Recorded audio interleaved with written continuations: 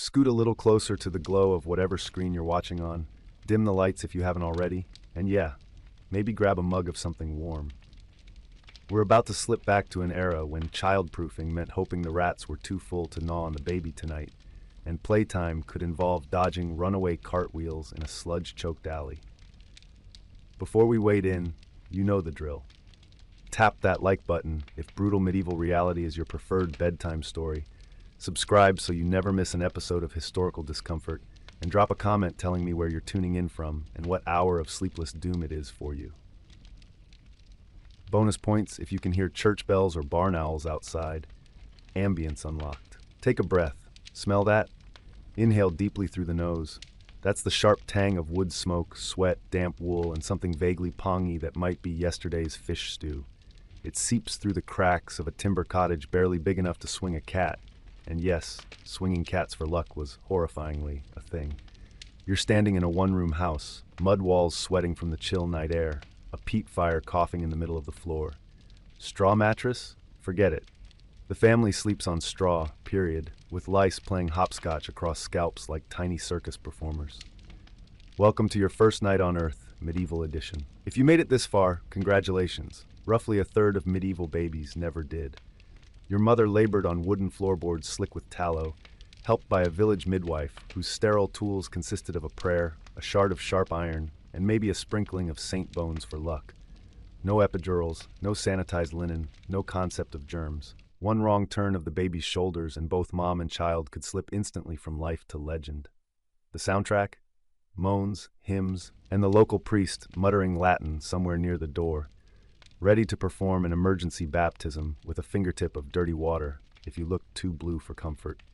Assuming you cried, good sign. The midwife swaddled you tight, arms pinned, legs locked like a burrito, because everyone knew loose limbs grew crooked.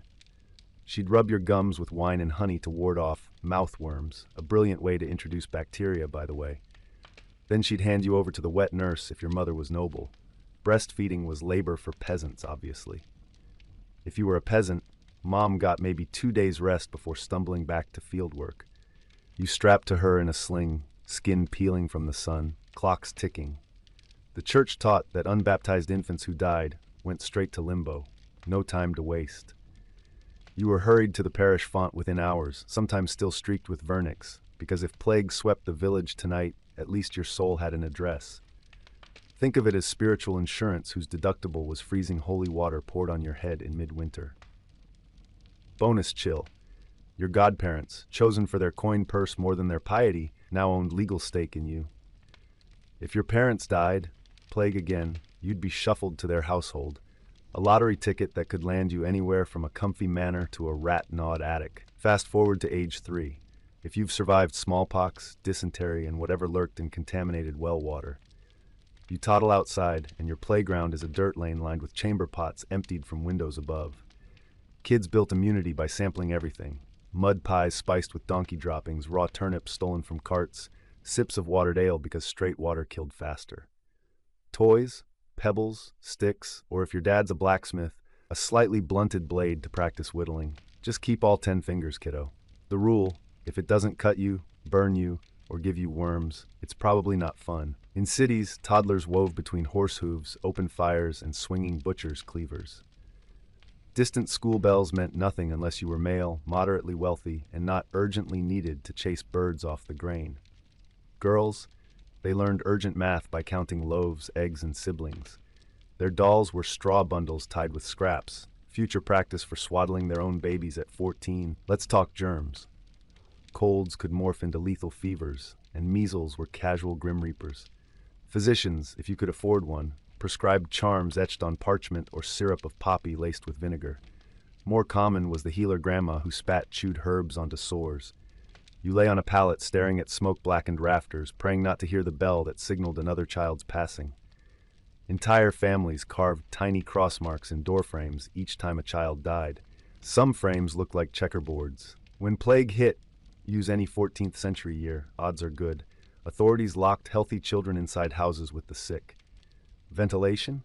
A sin against godly air. You'd listen to neighbors wailing psalms, then silence, then cart wheels creaking as bodies hauled to pits rattled in the dray. Childhood was not a protected category. It was a liability waiting to be beaten into usefulness. Forget timeouts. A switch cut from a hazel tree taught you to say prayers correctly, hold your spoon like a Christian, and never, ever steal chapel candles. Common prank, endless trouble. Fathers believed a smart slap saved souls from Satan's antics. Mothers reinforced lessons with boiling chores, stirring pots, scouring wooden trenchers with sand, or plucking geese till your fingers bled resinous oils. Apprenticeship began before your 10th birthday if you were lucky, or unlucky, depending on the trade. The tanner's boy inhaled rancid urine used for curing hides. The cooper's lad risked smashed toes under rolling barrels. Fail the master's task. Enjoy a cuff to the ear that could rupture drums and leave lifelong deafness.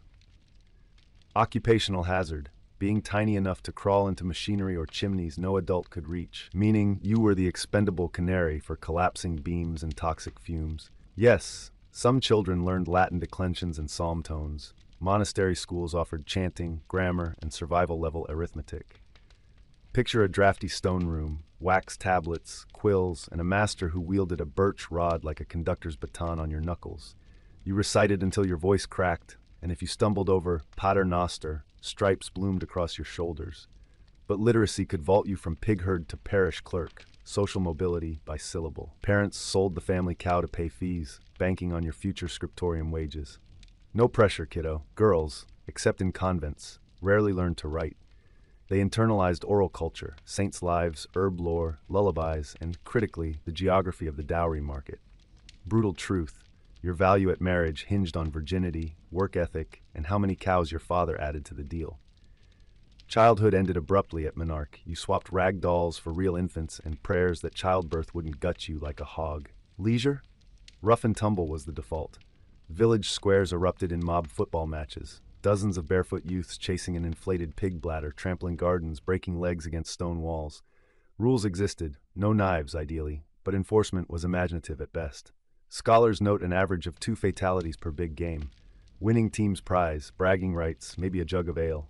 Losing side, broken ribs, and eternal shame. Winter fun? Strap bone skates to rawhide and skim across frozen ponds. Hope the ice holds. Break through and hypothermia claimed you before anyone could haul you out with a wood pole. Summer joy. Climb church scaffolding to carve your initials. Misjudge the ledge. Meet the saints early. You'd think exhaustion knocked medieval children out cold, but nights birthed their own horrors. Superstition painted darkness with demons hunting unbaptized souls, witches stealing breath, and revenants dragging chains. Parents told cautionary tales to keep kids indoors. The church grim, a spectral black dog, prowled churchyards.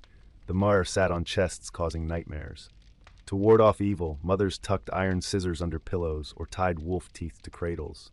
Imagine trying to sleep with rusty blades beneath your head and wind whistling through unglazed windows. Diet swung between pottage monotony and deadly scarcity. Daily fare, barley gruel with cabbage bits, maybe a hint of bacon fat on feast days. Growth stunted, teeth crumbled, and rickets bent limbs into parentheses. In famine years, families stretched flour with tree bark or clay. Bread turned gray, hard as roof tiles. Children scavenged hedgerows for sorrel and snails. Hunger sharpened senses. You could identify edible weeds in starlight, but also blurred minds, making accidents more likely. Malnutrition met infection. The duo seldom left survivors. Yet medieval children occasionally flipped the script. Chronicles tell of 8-year-old shepherd boys alerting lords to invading raiders, orphan girls who became visionary saints, page boys who saved knights by dragging them off battlefields using belts as tow ropes. These stories spread like wildfire, offering parents a mirage of hope. Maybe their grubby moppet could defy odds. Most didn't, but belief kept hearts beating through long winters. Now picture yourself curled beside that dying hearth, siblings pressed like puppies for warmth. Outside, wolves howl beyond palisades. Inside, parents murmur a psalm, kiss oak crosses strung around necks, and trust guardian angels to plug rat holes. The straw stinks of ammonia, your belly growls, but exhaustion drags eyelids shut. If you wake at dawn, congratulations. Another brutal, dangerous medieval day awaits. Slide a little deeper into the blankets, if you've any left untangled, and picture dawn prying its pale fingers across the same one-room cottage you fell asleep in moments ago. Roosters you don't own crow from a neighbor's yard. Hooves clatter by, and someone's already sloshing slop water into the gutter outside. Before we shuffle further through this day, Press that like button if the scent of damp straw and ash feels strangely comforting now. Make sure you've punched subscribe so future midnight field trips through history find you. And sound off in the comments. Are you a candle at dusk viewer or the flashlight under the covers type? Your answers feed the algorithmic dragons that let me keep spinning these dark little lullabies. Blink the sleep grit from your eyes. No time for stretching. The cottage is awake. Your toddler self is unswaddled at last, toddling with wobbly certainty towards the fire pit in the center of the floor. Mother snatches you back by the tunic before you topple into glowing peat. Lesson 1 of the new day. Everything hot wants to kill you. You're nearly 3 and already harbor more burn scars than most modern adults earn in a lifetime. Toddlers here are apprenticed not to reading or stacking blocks, but to survival, learning which stones in the hearth are safe to sit on, which steam means pot-boiling danger, and how to keep bare feet out of the slop bucket. Morning necessity is an adventure. No colorful plastic seat, no encouraging sticker chart. You shuffle outside to a communal midden, a yawning trench where refuse, rancid cabbage leaves, and last night's stew gone sour mingle in aromatic unity. You squat, trembling in the chill, hoping no rat darts across your toes. Wipe, with a fistful of moss if you're rural, or straw if you're lucky. Urban kids sometimes use a shard of pottery, scraping more skin than grime. Each trip reinforces a brutal calculus. Hygiene equals distance. The further you can venture from home to relieve yourself, the healthier the air. Toddlers incapable of striding far risk lingering in miasmas that ferment illness. No one explains germ theory, but everyone senses rot is an invisible villain. Back inside, porridge simmers in a cracked cauldron. Barley gruel the consistency of wet mortar ladled into wooden trenchers. It's flavored with a dash of salt if the last tax collector left any. More often, mother drops in a knob of stale goose fat to sweeten it. Children eat quick, while adults plan the labor roster. At 3 or 4, you're already assigned chores. Ferrying sticks for the fire, shoeing chickens, gathering nettles for soup. A wooden yoke sized to your shoulders helps you carry 2 water buckets half your height. Shoulders ache, wrists blister, but you learn. Drop a bucket and you waste precious well time, or worse, contaminate the supply. Speech blossoms early in this world because silence can be lethal. You master a code of knocks. 3 taps on the doorpost means stranger approaching. 2 slow raps signal fire's too low. Mothers communicate across yards by shrill cries and clap patterns. Toddlers mimic until their throats rasp. Literacy may be distant, but orality is sharp as a sickle. You memorize saints' feast days by sing-song rhyme, weather omens by proverb, and the lethal dosages of nightshade berries by story. 2 bites and St. Michael carries you. Mid-morning gift, a rare lull while adults work fields. You and village mates convene near the smithy, where warm cinders litter the ground. Favorite pastime? Hot stone, a game where children fling pebbles freshly fished from embers, daring one another to catch bare-handed. Blisters become badges of bravery. Another crowd favorite, racing the tannery runoff. Small fists paddling tiny boats, whittled from scrap wood through amber rivers of animal urine and lime. First boat to breach the drainage grate wins, a reward delivered as the right to pocket any coin lost in the muck. Most boats capsize. Some children slip, soaking clothes in caustic stew that scalds skin raw. The laughter echoes anyway.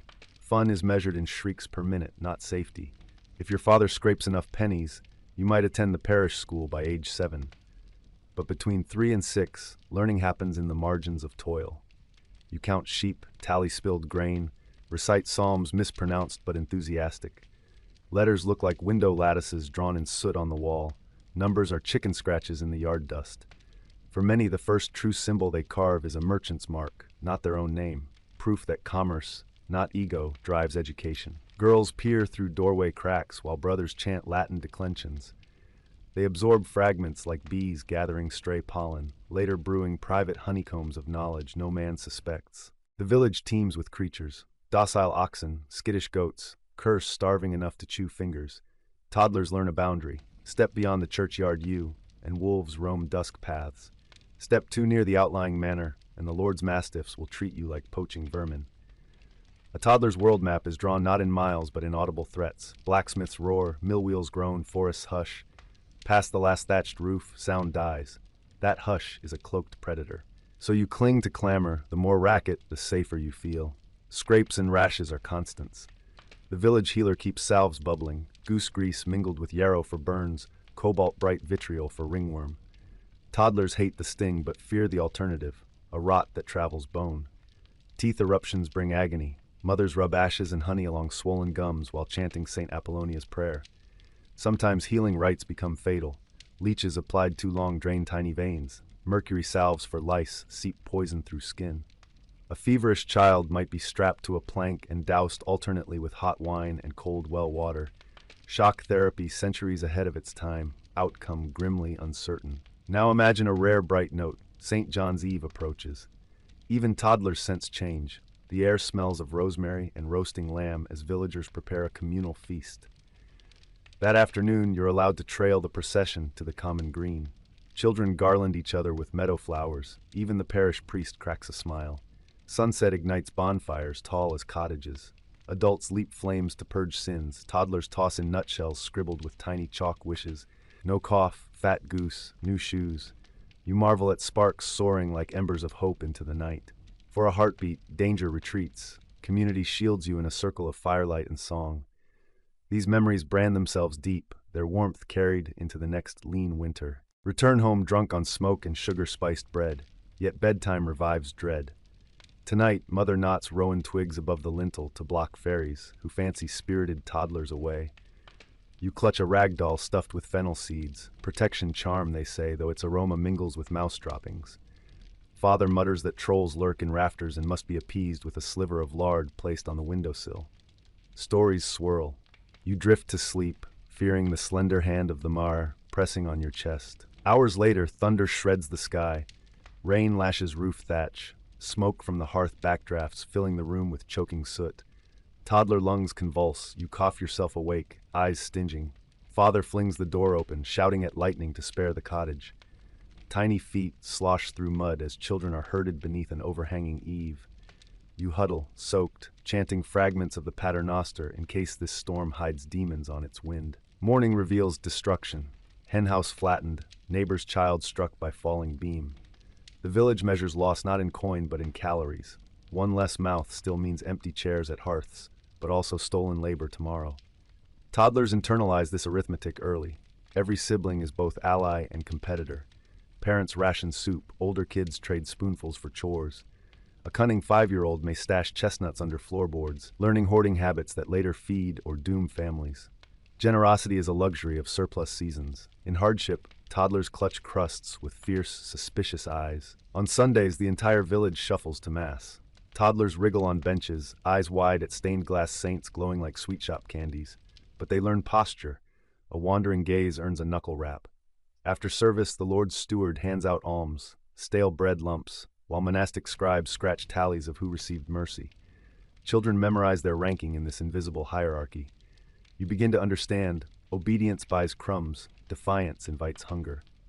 Some toddlers perfect angelic faces to charm nuns into seconds of pottage.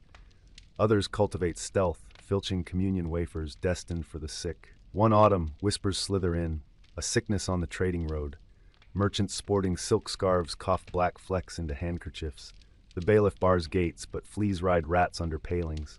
Toddlers sense tension first. Parents hush laughter, stockpiling dried peas. When plague finally strikes, it discriminates lightly, but toddlers, immune systems unscarred by prior waves, often spiral fastest. Buboes bloom like fiery berries along necks. Fevers sear minds. Mothers resort to ancient rites, placing you between split oak logs, believing pain transferred into wood. Some survive. Many don't. Survivors emerge ghostly thin, eyes older than the moon. Tiny graves pepper churchyards. Parents hang ribbons from yew branches, each color marking a child lost. Toddlers grow up knowing half their playmates now nest under soil. Conversations weave the dead into daily life. Beck careful by the well, that's where little Weimart caught chill. Death acts as tutor, making children reflective, superstitious, resilient. They whisper goodnight not only to family present but to spirits hovering by hearthstones. This intimacy with mortality shapes both caution and fatalism. Life is precious but also inexpensive, a paradox toddlers absorb like milk, yet they laugh. Somehow, toddlers chase butterflies between nettles, giggle at puffball spores exploding under kicks, mimic minstrels who wander lanes with crude fiddles. Joy becomes rebellion against bleak odds.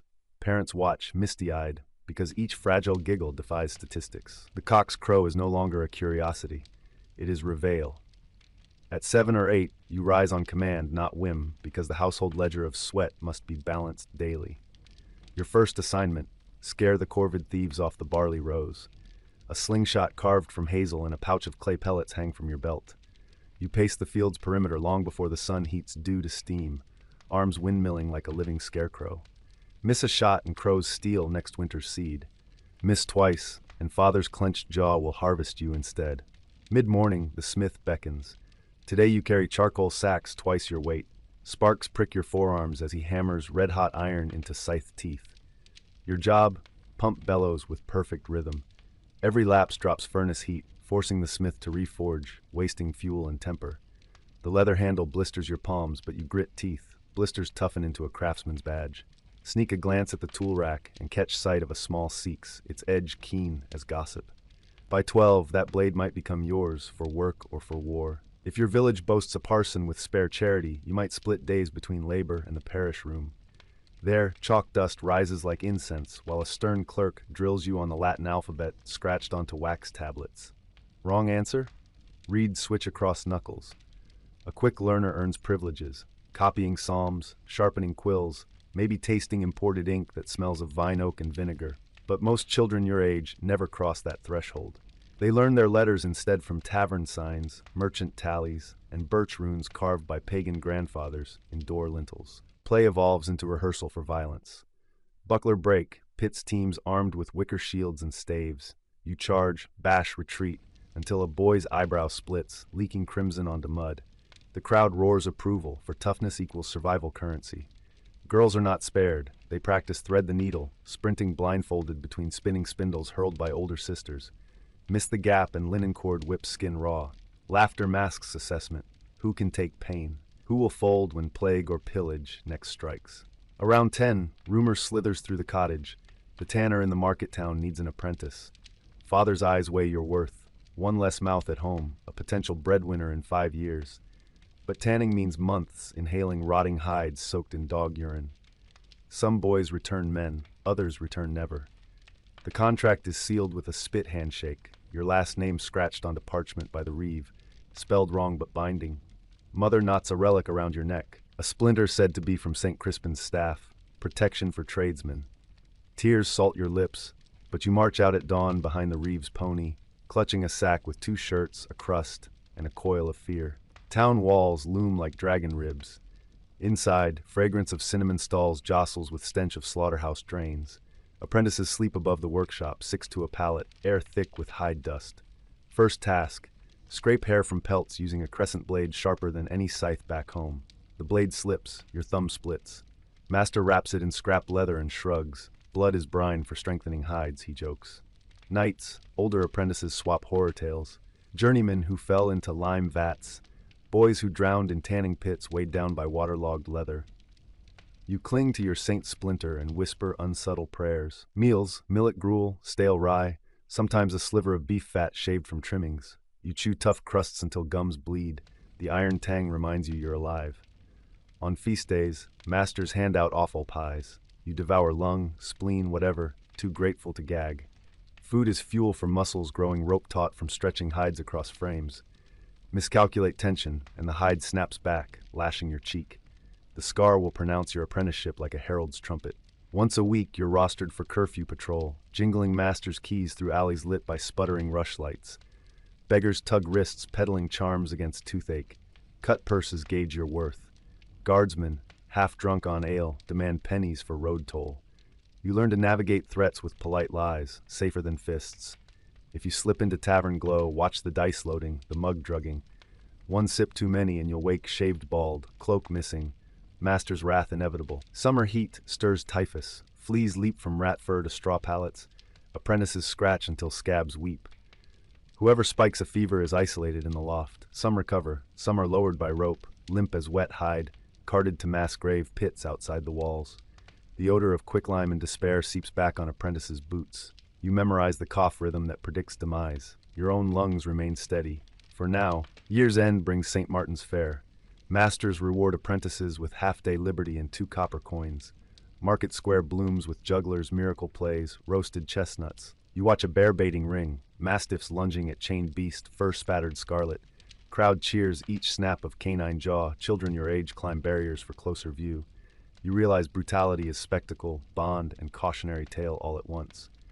Walking back, coins still jingle.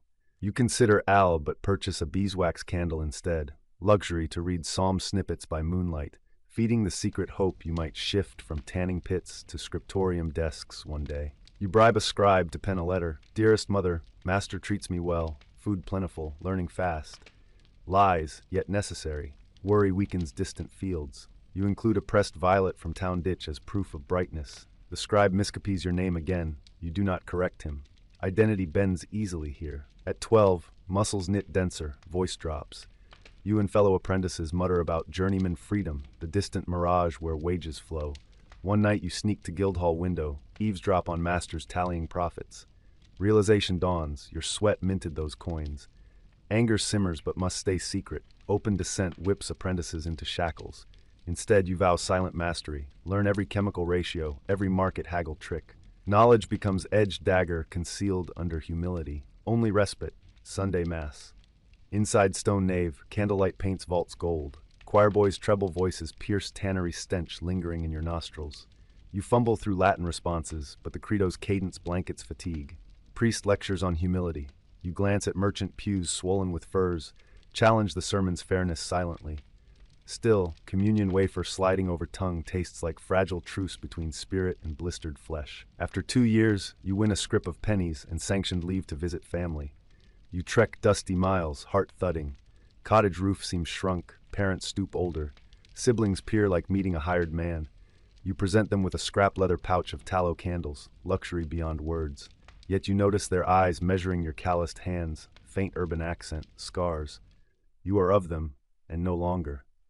That night, you sleep on hearthstone rather than shared pallet, the grown child's exile within home. During visit, neighbor child, age 8, drowns in mill pond. Community gathers in church, candles ringing the small bier. You stand as torchbearer, arms trembling from weight, watching wax tears rivulet down. Priest intones Sicut Lilium, comparing fleeting youth to meadow lilies. You grasp mortality's constancy. Toddlers we buried last episode, now this near pier lies silent. Fear sharpens into purpose. Live hard, leave mark, dodge obscurity. Back in town, a gray-bearded Jewish physician occasionally buys goatskins. You notice him testing suppleness by moonlight, murmuring in Hebrew. Curiosity overcomes taboo. You ask questions. He explains parchment properties, medicinal poultices, astrology's math. Late evenings, you fetch water for him, in return learn Arabic numerals, crisp shapes dancing easier than Roman strokes. These digits seed a new longing. Literacy beyond psalms, calculations beyond haggling tables. You vow to safeguard this illicit tuition. Discovery could brand both of you heretics. One wind-scoured night, a lantern topples, igniting drying racks. Leather curls, smoke billows. Apprentices scramble, forming bucket chain.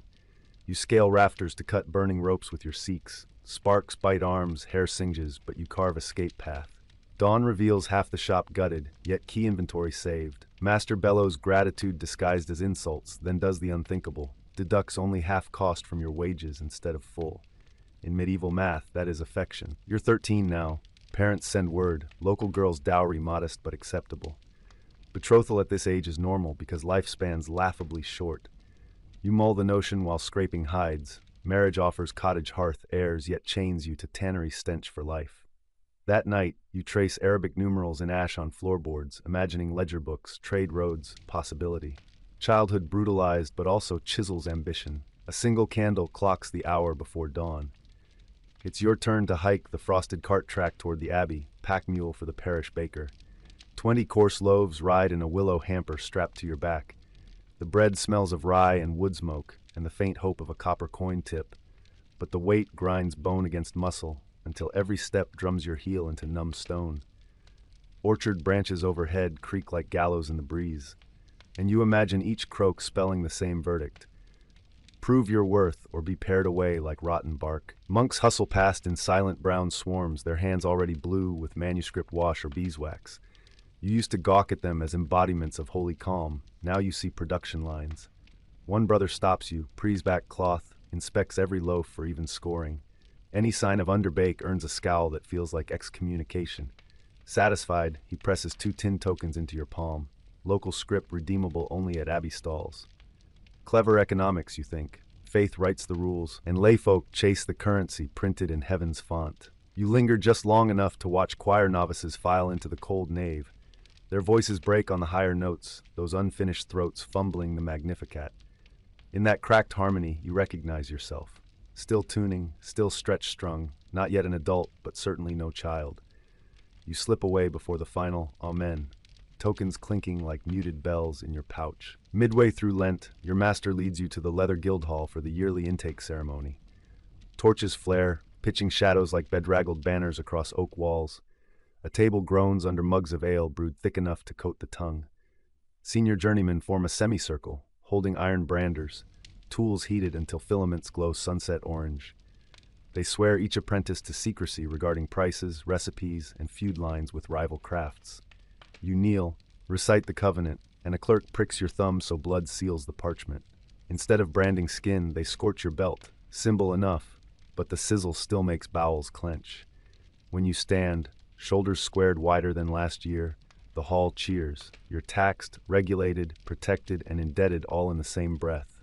Outside, snowflake shards spin under moonlight. You cup hands around new guild badge, tiny but weighty as a planet. A thought crawls up. Power hides in paperwork as surely as muscle hides under tunic. By May, the village unpacks ribbons and cider barrels for May Day revels. You return sporting a linen shirt dyed madder red, cheap city fashion but still turning heads among field greens. Dancing around the maypole, you pair with Alice, the Reeves' daughter, whose laugh sounds like creek water over pebbles. Your palms meet, hers calloused by dairy chores, yours by hide scraping, and sparks fly bigger than the bonfires. Yet each twirl is calculation.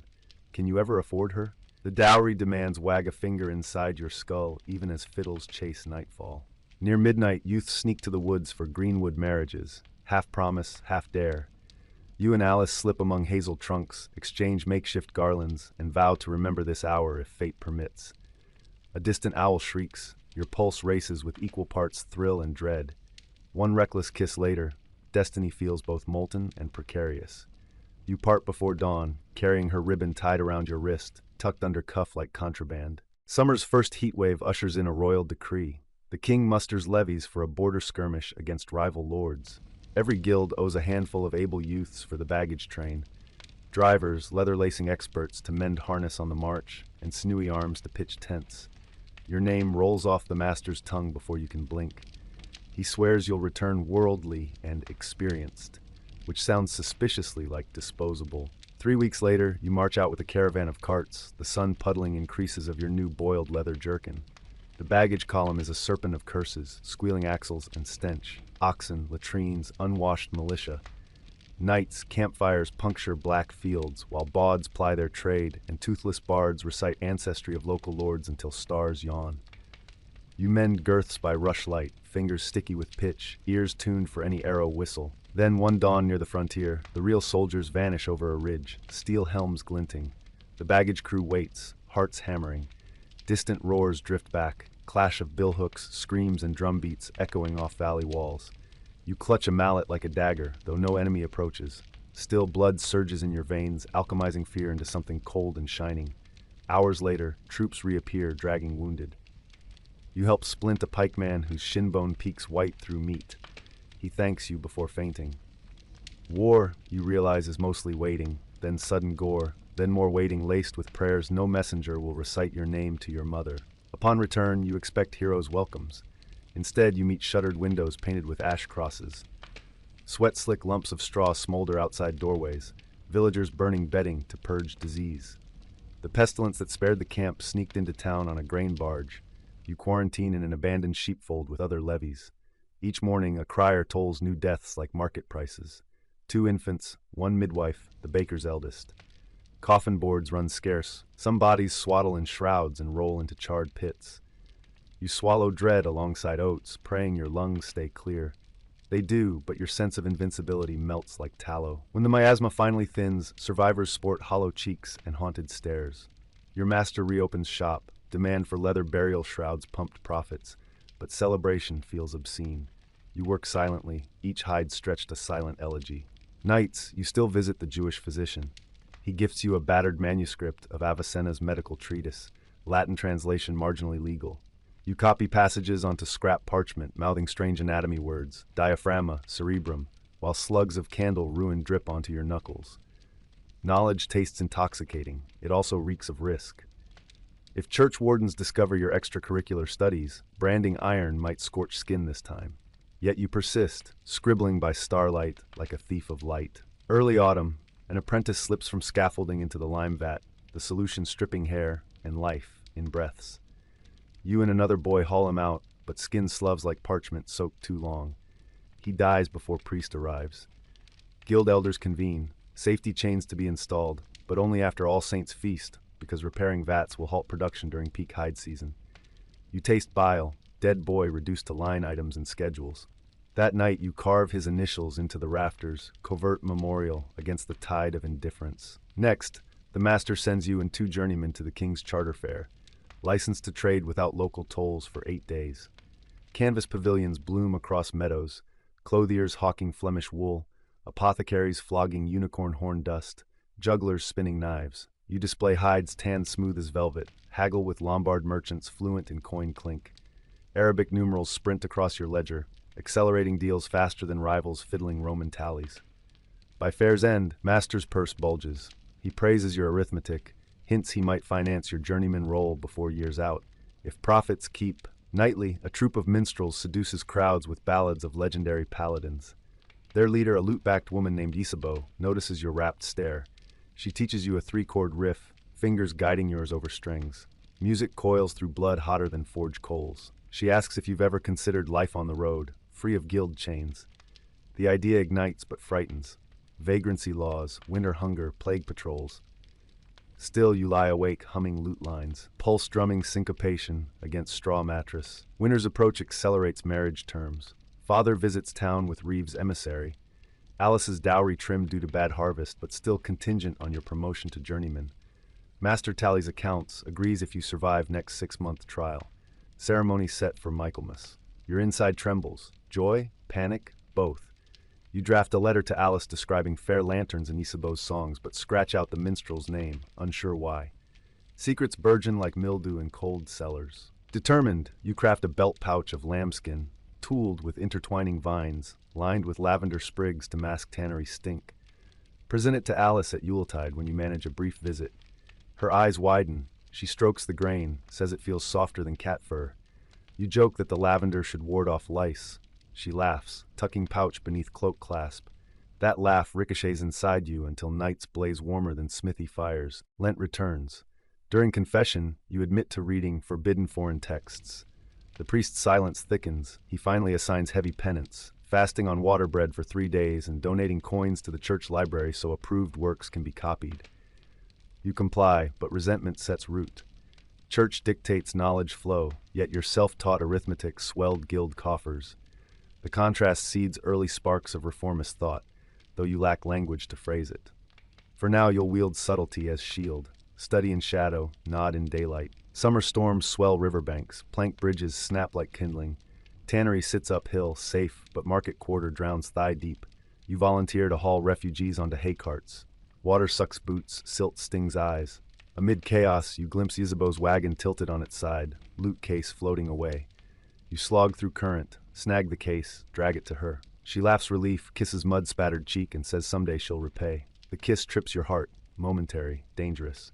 That night, you burn with guilt, under blanket, clutching Alice's lavender pouch for anchor. Autumn again. You design a new tanning drum. Paddles inside churn hides automatically when a water wheel turns. Master skeptical, but allows trial. The contraption halves labor, raises output. Guild elders inspect, award you 5 silver pennies, and crucially sign journeyman parchment. Chains loosen. The world's roads now open if you pay guild fees in each town. Back in village, parents slaughter a pig in your honor. Fat sizzles on hearthstone, smell mixing with cider and rosemary. Alice gifts you embroidered sleeve bands, a symbol of union soon. You feel ring of promise, tighten comfortably. Yet memory of Isabeau's kiss twines with whiff of parchment ink, and the physician's lessons flutter like caged sparrows. The road beckons, so does hearth. You stand at the crossroads, literally, moons silvering 2 paths, one toward city guild halls, deader maybe to ambitions, the other toward cottage smoke, family, steady hum of tanning drums. Your footsteps hesitate. The moon had barely dipped westward when our journeyman made his choice. With a prayer muttered to flitting bats and the faint lavender scent from Alice's pouch clutched tight, he stepped toward the city gate, not away from Hearthstone Promise, but toward horizons stitched with unknowable seams. Dawn found him on the high road to Winchester, boots whispering over flint, guild badge nesting inside jerkin as both shield and shackle. Behind him, cottage smoke faded to a smudge. Ahead, cathedral spires rose like iron-forged spears piercing pearl-gray sky. Winchester's tannery district sprawled beside a river that reeked of urine and oak bark brew, steam curling over vats like dragon breath. Here, journeymen shuffled from shop to shop, hiring out by the fortnight. 1 week dyeing kidskin crimson for lady gloves, the next boiling ox hide for harness. Each master's rules differed by whim. Each brew had its secret pinch of alum or quicklime. Our traveler copied every recipe onto slivers of discarded parchment, rolling them tight as rose thorns and tucking them beneath heel linings. Knowledge hoarded was coin earned twice, first as wage, later as leverage, when independence called. His evenings, though, escaped the tannery's stench. Winchester's streets pulsed with scholars from St. Swithin's Priory, lawyers of the bishop's court, and sly merchants offloaded from Flemish cogs. At a riverside alehouse, he recognized the physician who'd tutored him in secret numerals. They traded greetings like conspirators, and soon he was admitted to candlelit gatherings where clerks mulled over Aristotle while mending boots or sipping reed straws of thin wine. Latin verses drifted between rough-spun sleeves and ink-blotted fingers. A heady mix of scholarship and sweat sharpened his ambition like a whetstone. He wrote often to Alice, parchment sheets bordered by smudged sketches of guild symbols or comical pigs and hoes. He slipped in arithmetic riddles. How many hides must a man cure if each sells for 6 pence and a dowry costs 60? She answered with riddles of her own, each line more confident than the last. Word reached him that she'd been chosen Reeves' deputy for the village duck pond levy, a modest post but unheard of for a woman. Pride warmed him deeper than mulled cider. If cottage life beckoned, clearly it would never shackle her spirit, yet death galloped behind inked affection. A renewed wave of plague slammed Winchester the following Lent. Bells tolled so steadily they became the city's pulse. Whole streets sealed behind red-painted doors. Priests rode cart beds, swinging censers over bodies stacked like winter logs. Guild halls shuttered. Journeymen found themselves jobless within hours, wandering like phantoms among smoking pitch barrels meant to cleanse the air. With savings hidden in belt lining, our traveler fled atop a wool wagon, coughing only from road dust, yet feeling survivor's guilt pang each mile. He drifted toward Oxford, where scholars insisted walls and Latin could hold plague at bay. There, the physician's network slipped him into a scriptorium as a parchment curator, a glorified hide handler, but within scholarly cloisters, precisely his secret wish. Days he selected supple goatskin for master scribes. Nights he pored over their half-finished pages. One codex chronicled Techne Ballista, the craft of siege engines. Another revealed herbal antidotes for melancholy, using saffron tea and warmed wine. He copied fervently until nails blackened with ink. Spring of 1330 dawned with rumors of border skirmishes south. Oxford students, ever restless, formed a volunteer militia. Half idealism, half drunken dare. They needed leather lamellar armor stitched to linen foundations. Our journeyman eyed opportunity. With saved pennies, he bought scrap hide, designed segmented plates laced through eyelets, light enough that quills need not be dropped when alarms rang. The militia proclaimed them scholar scales. Payment came as silver groats, and the unofficial title of quartermaster. The day the militia mustered for drill, he marched beside novices who quoted Boethius while fumbling spears. It struck him. A man could be scholar and artisan and soldier without splitting in two. Perhaps that complex alloy, mind, hand, and grit, was survival's strongest metal. Just as Oxford life flowered, a courier arrived clutching a ribbon, lavender now browned. Message simple. Father ill, farmhouse roof collapsed under wet snow, Alice overwhelmed. He stowed tools, paid guild fees for travel waiver, and rode south on a borrowed cob through sleet that stung like tannery lime. Cresting the village ridge, he spied devastation. The oak that shaded his childhood lane lay uprooted across the path, lightning splintered and blackened. Inside cottage walls, he found father propped on straw, ribs bound tight, cough rattling like loose pewter in a cup. Mother's eyes pleaded without words. Alice met him outside, apron streaked with soot from hearth repairs. Moments hung heavy, lavender scent mingled with smoke. They clasped hands, no coyness, no riddles, only relief. That night they patched the thatch by moonbeam, mud clinging in hair like baptismal anointing. At dawn, before roosters crowed, they shared bread crust dipped in drippings and vowed to face each tempest alongside, parchment vows or none. Necessity tethered him home.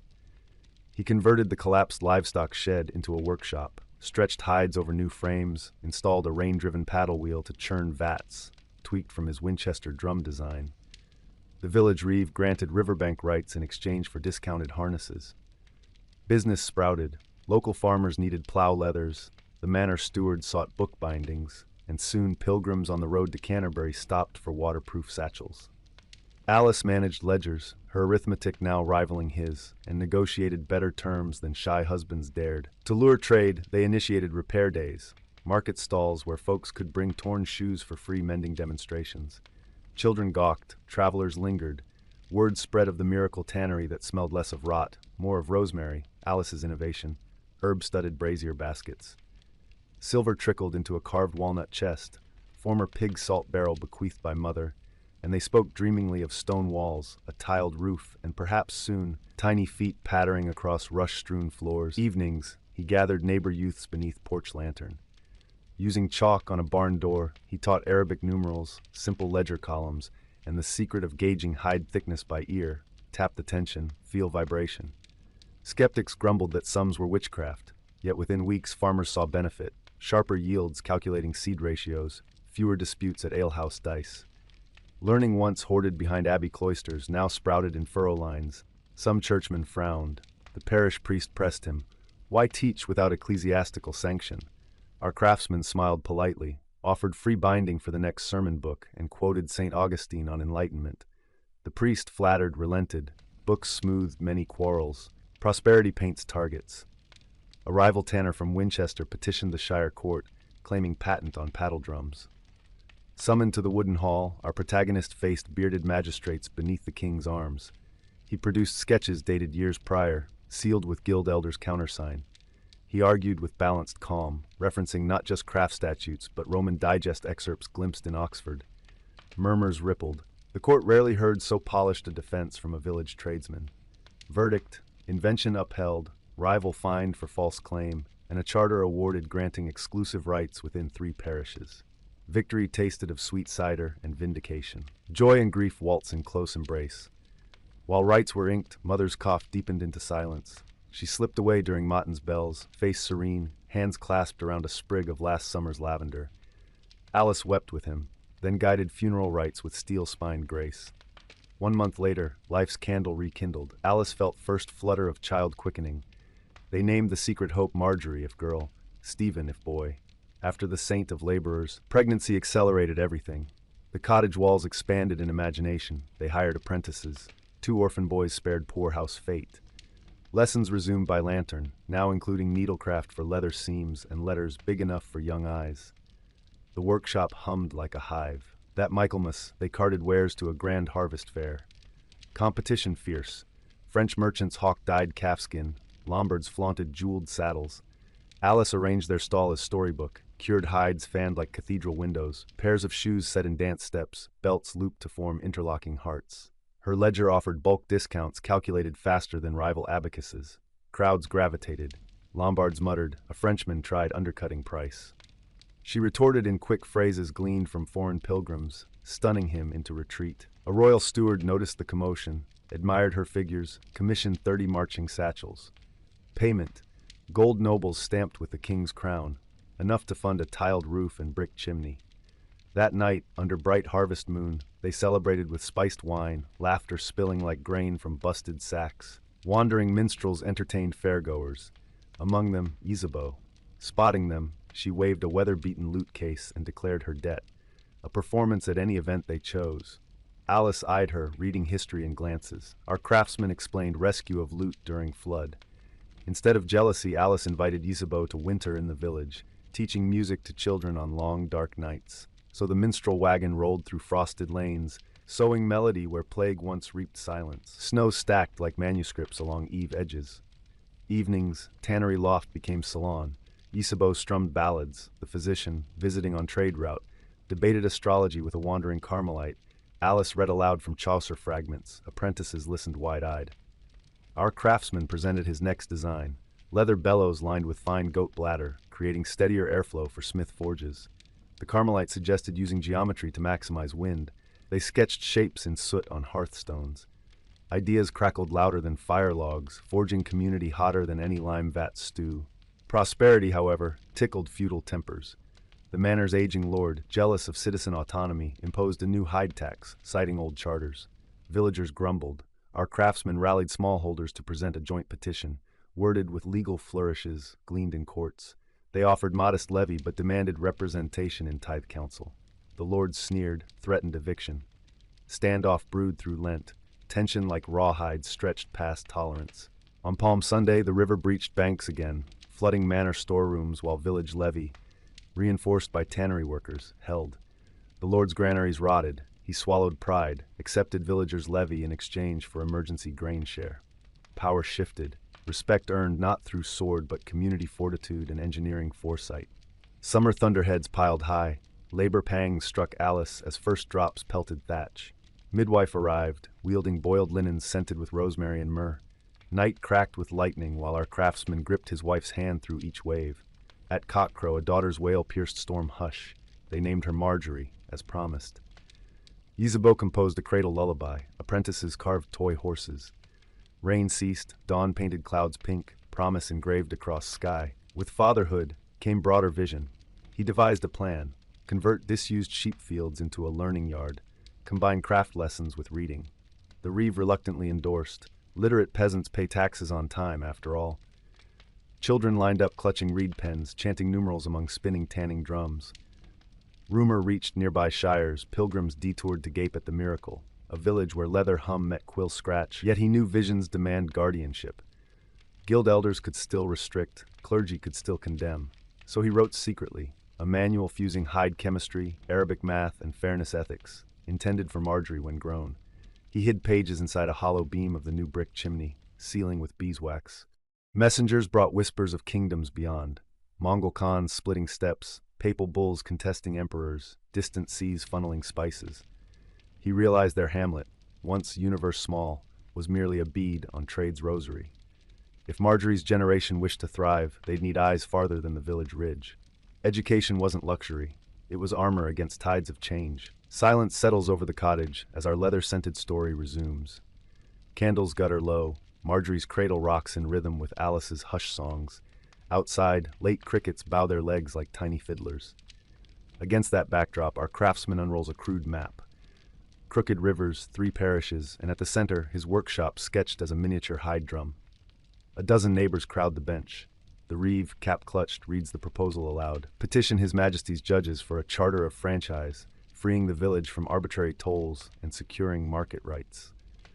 Voices tremble between too bold and about time. Yet when our craftsman taps the parchment, describing schools and levees and paved causeways, heads nod like wheat in summer wind. Charters cost coin, much more than their walnut chest contains. Alice suggests 3 prongs. Sell an exclusive batch of pilgrim satchels during midsummer feast, lease their paddle wheel design to a London tanner, and boldest of all, stage a pageant for the bishop's visitation, charging merchants for stall space. The plan glitters like sunrise on dewy hides. Apprentices scurry to double tanning rotations. Ysabeau tunes lute strings into festive marches. Neighbors flatten ground for a fair green.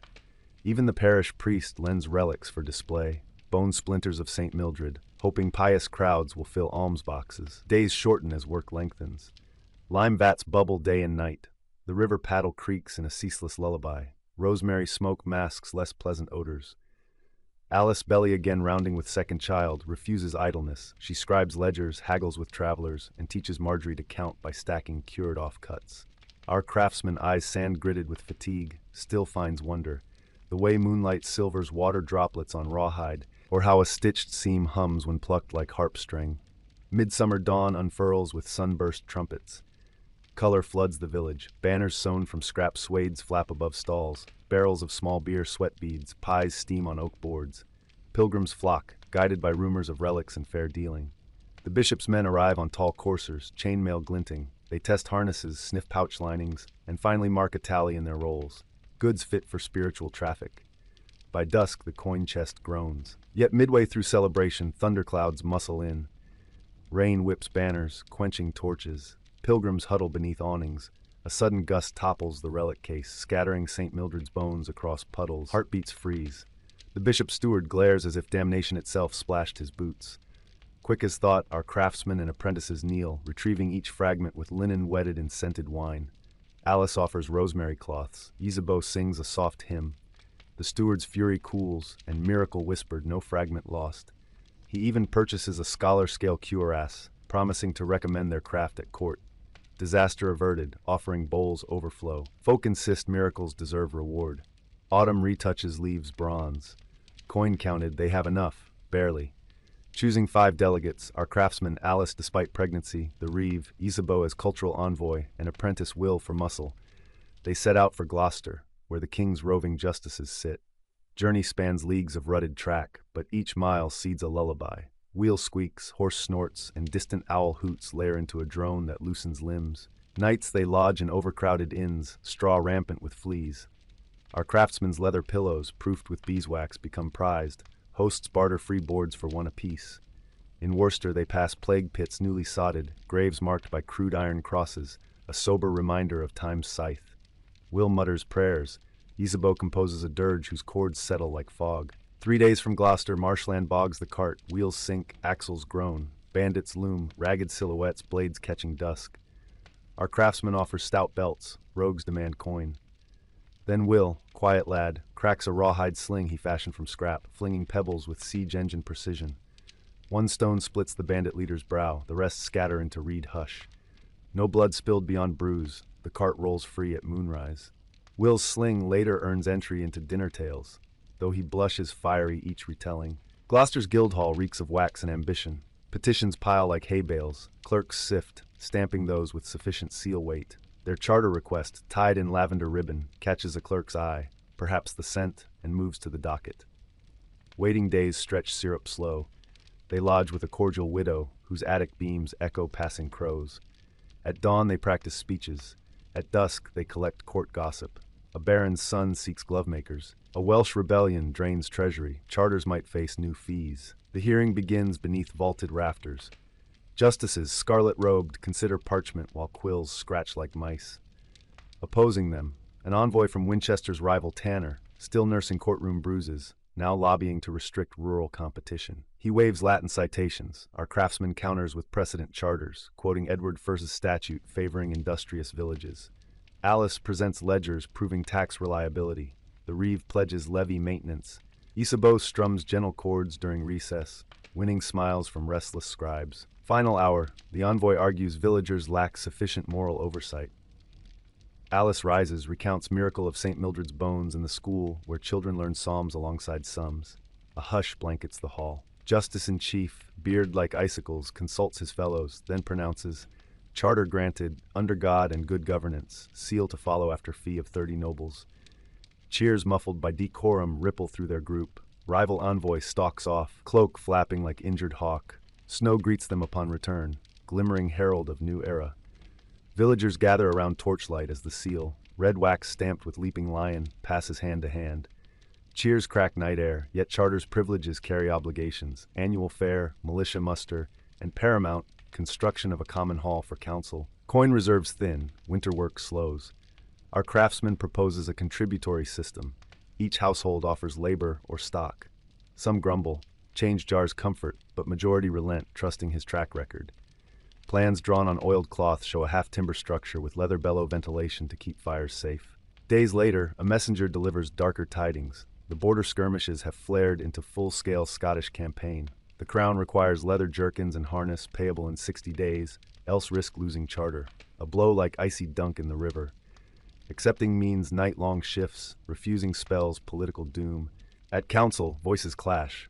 Some see fortune, royal contracts equal wealth, others fear overreach. Our craftsman stares at Marjorie chasing snowflakes outside window, then at Alice who feels child's kick under ribs.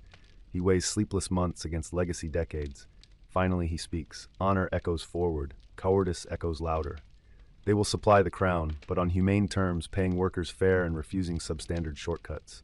Vote passes barely. Winter's heart thumps to hammer clang and vat hiss. Workshop lanterns burn until dawn. Isabeau's ballads keep tempo. Villagers rotate shifts. Even priest sands harness edges. Physician brews clove potions to stave coughs. Apprentices oversee goatskin deliveries, bargaining for pennies like veterans. Exhaustion stalks them. Hands crack, eyes blur, but camaraderie weaves balm. On 12th night, Alice organizes a lantern parade. Each worker carries hide parchment shaped into star, candle inside. They walk riverbank, reflection of lights merging with ice flows, metaphor for unity. Spirits lift, production stays on course. In final week, disaster looms, a shipment of alum, essential for curing, lost when pack mules tumble on black ice. Without it, hides rot. Despair flickers, until the physician recalls substitution notes from Arabic treatises, powdered pomegranate rind and salt.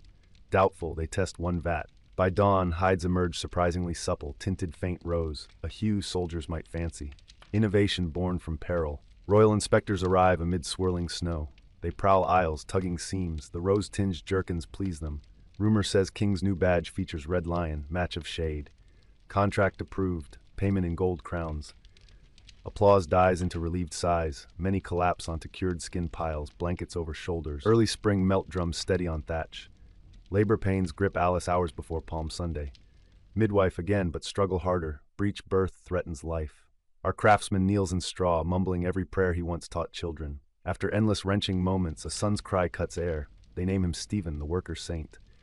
Yet joy sours, fever steals over Alice, infection seeding where midwife's herbs fail. Through Holy Week, candle vigils hold. Isabeau's lullaby for mother, not infant.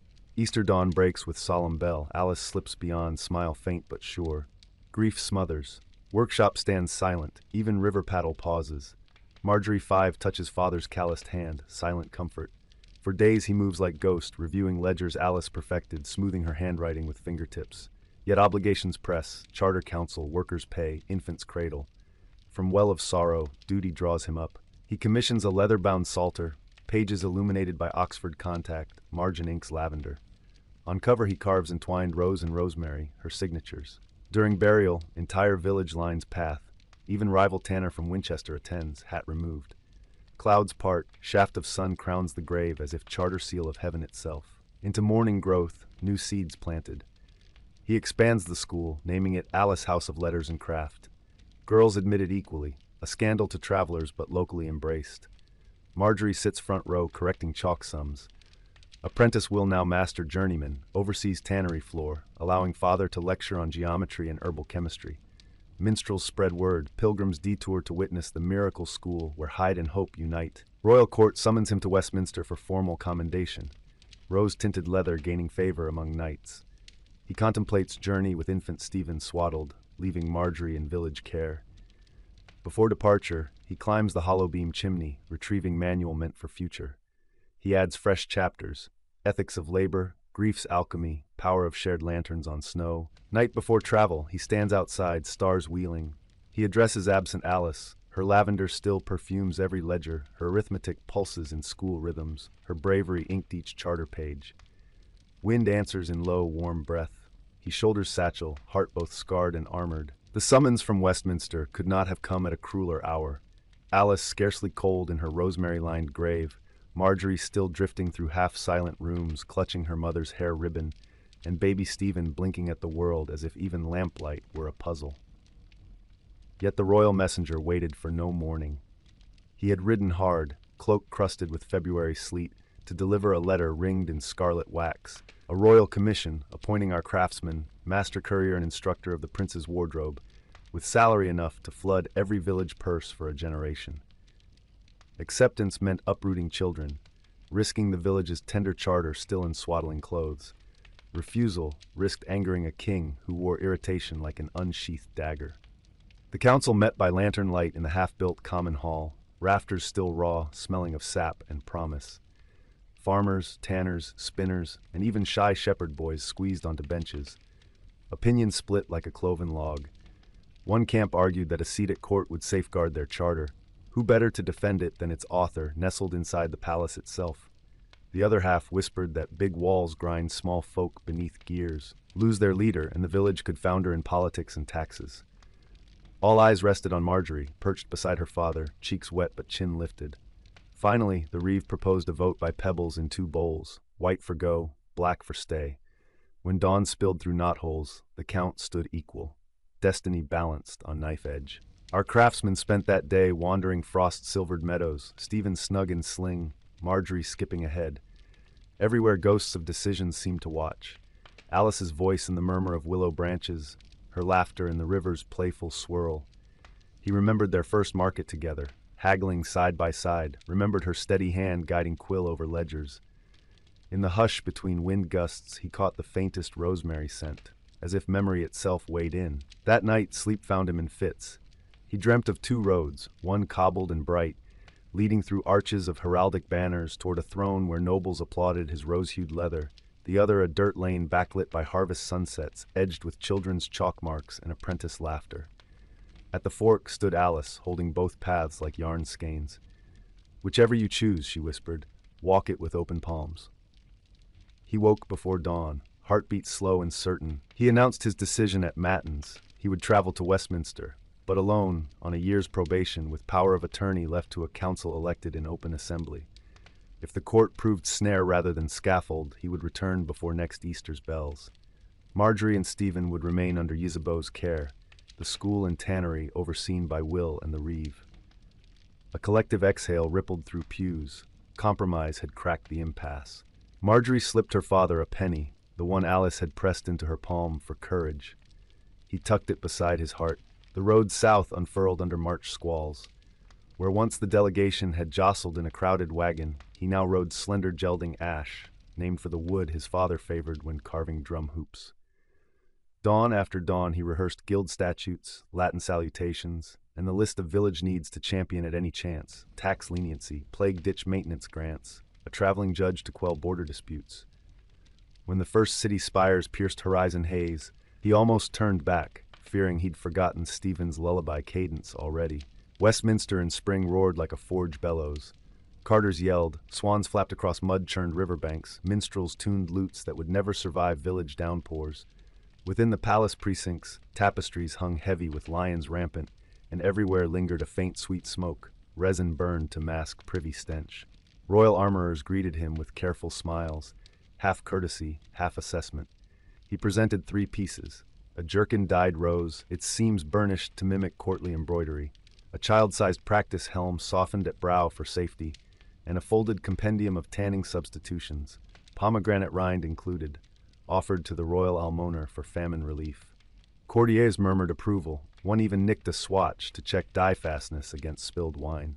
Over weeks, he discovered that palace corridors resembled river eddies. Some swept you along effortlessly, others dragged you beneath polite surfaces. The Lord Chamberlain praised his rural ingenuity, but insisted rose leather be reserved exclusively for royal guard, requiring new molds and specialized rivets. The Queen's wardrobe mistress requested softer kidskins for glove linings, impossible without goat herds. Each demand tangled him deeper. More guild fees, more scribal permits, more evening banquets where refusing a toast could spawn rumors of treason. Every fortnight, he paid a scrivener to pen long letters home. To Marjorie, tales of palace gardens where peacocks strutted like jeweled jesters.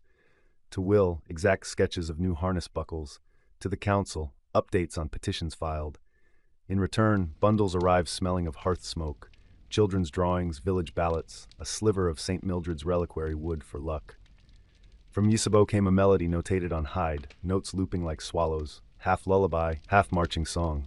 He hummed it when palace glare grew sharp, yet not all parchment bore comfort. One packet carried news of flood. Spring rains had breached the levee before full repairs. Several cottages lost hay stores, the tannery vats nearly overturned. No lives, but many livelihoods imperiled. The council pleaded for royal engineers, exactly the request stalled in the Chamberlain's outbox awaiting appropriate incentives. Rage, guilt, and powerlessness brewed in our craftsman's skull until sleep refused him. He chose action unorthodox. Slipping from palace at dawn, he traveled to Lambeth, where Dominican scholars compiled rainfall chronicles. Citing updated flood risks, he amended the request with fresh evidence and marched straight into the weekly Privy Council audience, bypassing protocol. Courtiers gasped as leather-smelling commoner bowed before the king. Our craftsman laid parchment on the lapis inset table, heart galloping loud. "Sire," he said, "should your grace's royal seal protect parchment only, or also the hands that craft it?" Silence cratered the chamber. Then, miracle or calculation, the king rose, tapped the document with signet, and ordered immediate dispatch of levy funds and 2 surveyors. Breath returned to the room like tide. The envious whispered. Some praised boldness, others plotted comeuppance. But the letter, carried by royal courier, reached the village before the floodwaters receded completely, and stone-reinforced embankments were underway within a week. Marjorie added her own footnote in a reply. "The levee wall is strong as your arms, father." Stephen touched the stone and laughed. Summer heat turned palace corridors into sweat-scented mazes. Among the intrigues, one unfurled like a snare. The rival Winchester tanner, now styling himself Sir Osbert, had purchased minor knighthood via war loan and sought exclusive capital licenses. He forged complaints alleging that rose dye leached onto surcoats, causing noble breeches to blush like tavern-made cheeks. Samples produced indeed showed stains, but hidden stitching revealed Osbert's own workshop mark. In open guild hearing, our craftsmen dissected the treachery seam by seam until laughter drowned protests. Osbert's crestfallen glare promised future storms, but for now the truth gleamed like newly oiled cuirass. Recognition peaked at Michaelmas.